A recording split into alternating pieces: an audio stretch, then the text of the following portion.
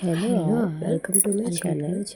ఈ వ్లాగ్ అయితే మన లాస్ట్ సండే తీసానమాట. ఆ రోజు ఈవినింగ్ మేమైతే త్రినాథ్ మేళాలు చేసాం. ఇంట్లో ఎంతమందికి త్రినాథ్ మేళాలు పొందిన తర్వాత మీలో ఎంతమందికి మేళాలు చేయడం మాకు అలవాటు అనమాట.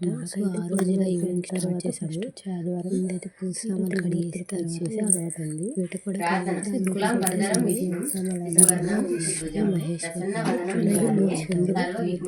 కడిగేసి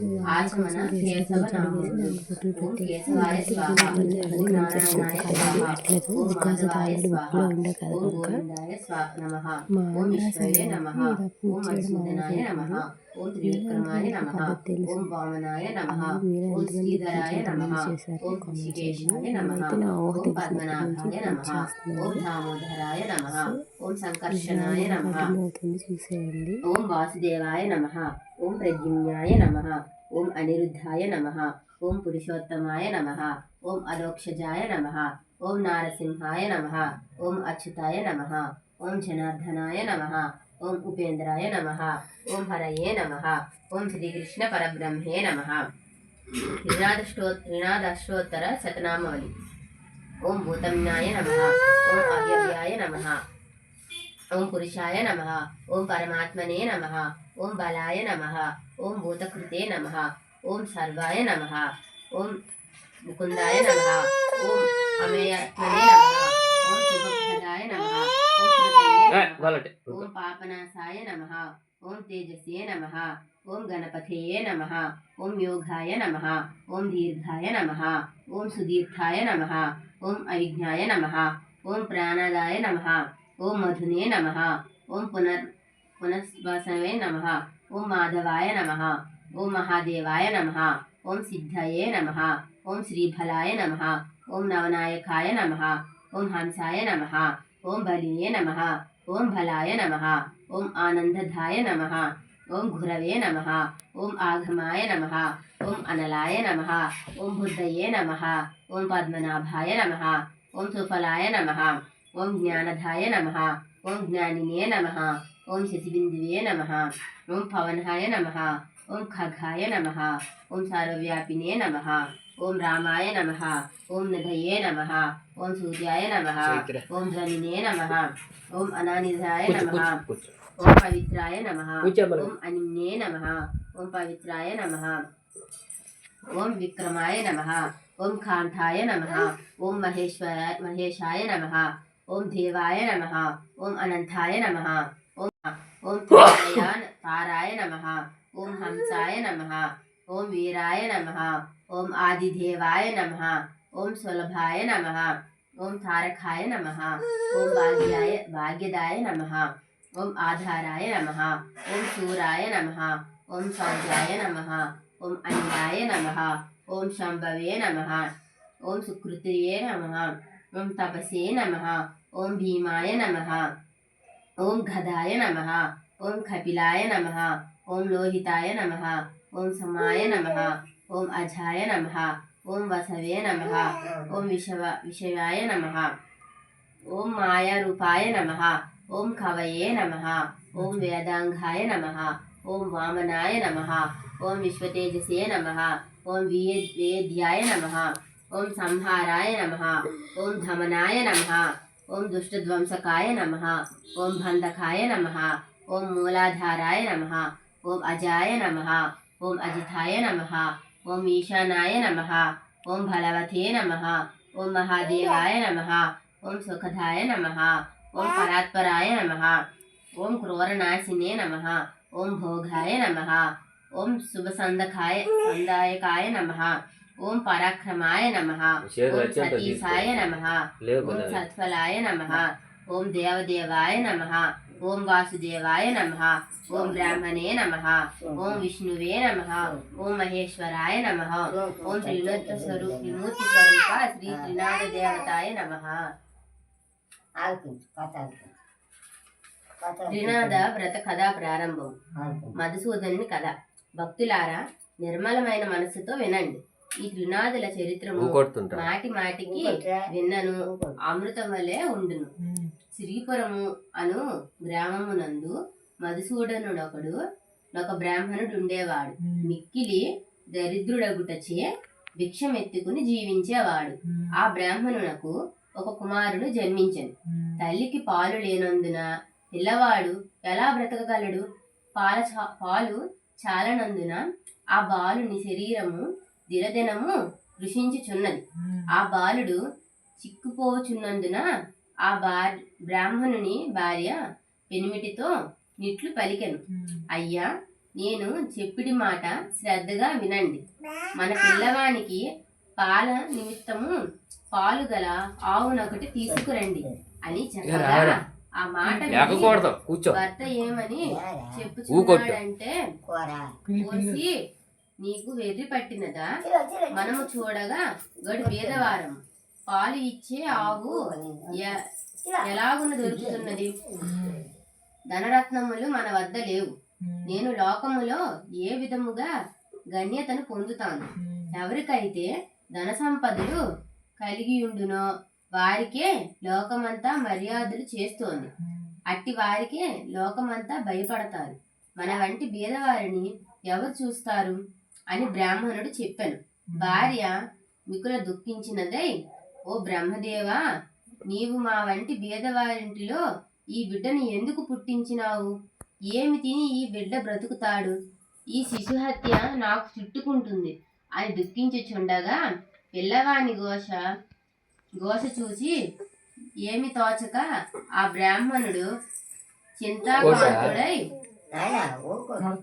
విచారించి తన ఇంటిలో ఉండిన కమండములను వగైరా చిల్లర సామాన్లను సంతలో అమ్మి ఆ అమ్మిన సొమ్ము 5 రూపాయలు జాగ్రత్తగా పట్టుకుని వెళ్ళి భార్య చేతికి ఇవ్వగా ఆమె ఆ సొమ్ము చూచి సంతోషించింది.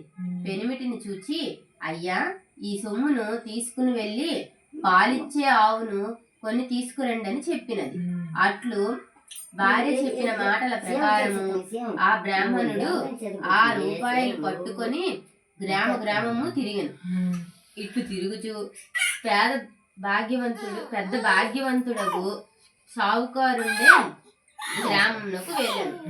ధనధాన్యాలు పరిపూర్ణమై కుబేరునితో ఆ సావుకారు సరి సమానముగా ఉన్నాడు. అతని ఆవులన్నీ పాలతో నిండి ఉన్నది. దైవ ఘటన మాత్రం మరో విధముగా ఉన్నది. అతని ఆవులలో గోదా అనే ఆవు ఉన్నది. అది మిగుల బుద్ధి గలది. బయటకు మేతకు వెళ్తే పరుల వ్యవసాయంలో సరబడి తినేస్తోంది. ఒక దినమున సావుకారు చూస్తుండగానే పెరవారి పొలంలోకి చొరబడి పంటను తినివేయుచుండెను. అది చూసి సావుకారు అతి కోపంతో, ఇంకా దీని ముఖము చూడకూడదు, ఆవుని ఇప్పుడే అమ్మి వేస్తాను.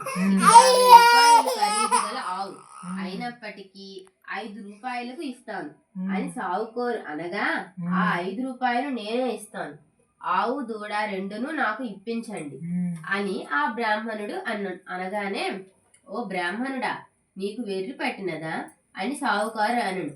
అంత బ్రాహ్మణుడు, మీరు సావుకారులై ఉన్నారు, మీ మాట మీరు నిలుపుకోండి, మాట తప్పితే మీరు అసత్యవంతులవుతారు అన్నాడు.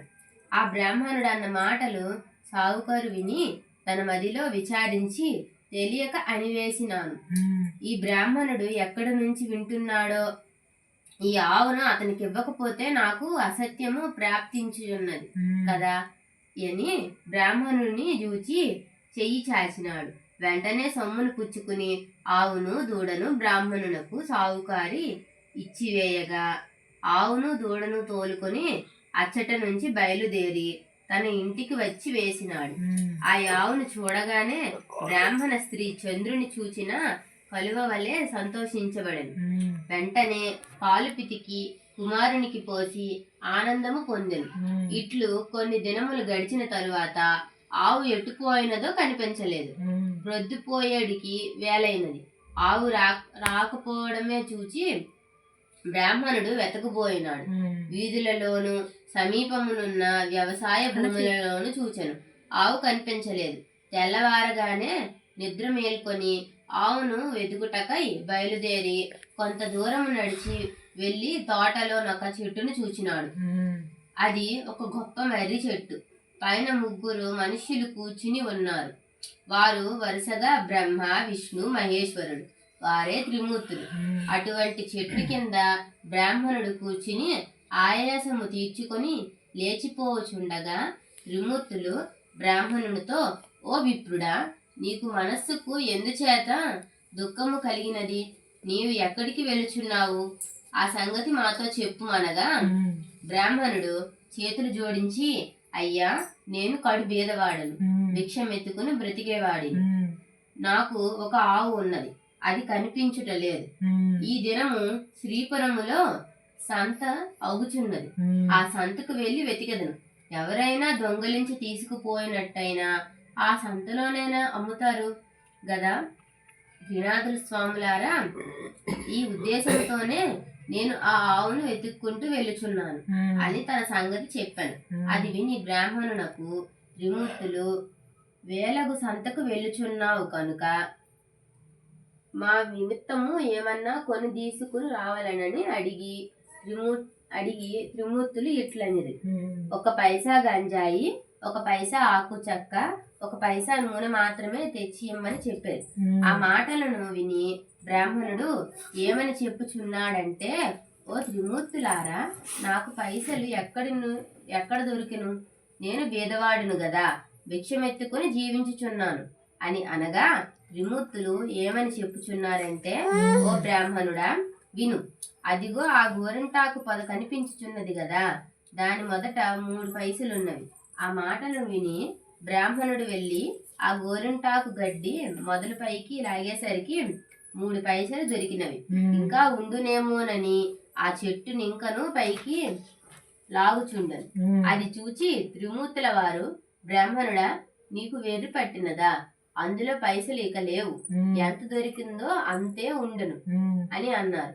ఆ మాటలను బ్రాహ్మణుడు విని అతడి నుంచి వెళ్ళిపోయాను. కొంత దూరం వెళ్ళి తిరిగి వచ్చి ఆ చెట్టు కింద నిలిచి చేతులు జోడించగా త్రినాథులు ఇట్లు పలికిరి, ఓ విప్రుడా, తిరిగి ఎందుకు వచ్చినావనగా, అయ్యా, మీరు చెప్పిన వస్తువులు నేను ఎలాగును తెస్తాను అని ప్రశ్నించగా, నీ పై మీద గావంచిలో తెమ్మని త్రినాథులు అన్నారు. అందులక బ్రాహ్మణుడు, గావంచెలో నూనె ఎలా ఉంటుంది? మీరు జగత్కర్తలు, కొలతకు తక్కువగా ఉన్నది, పూర్తిగా ఇచ్చి వేస్తాము, పట్టుకుని వెళ్ళండి అన్నారు. మళ్ళీ విప్రుడు సంతకు వెళ్ళినాడు. ఈసారి ముందు తెచ్చిన దుత్తలోనే చెమురు సరిగా కొలవగా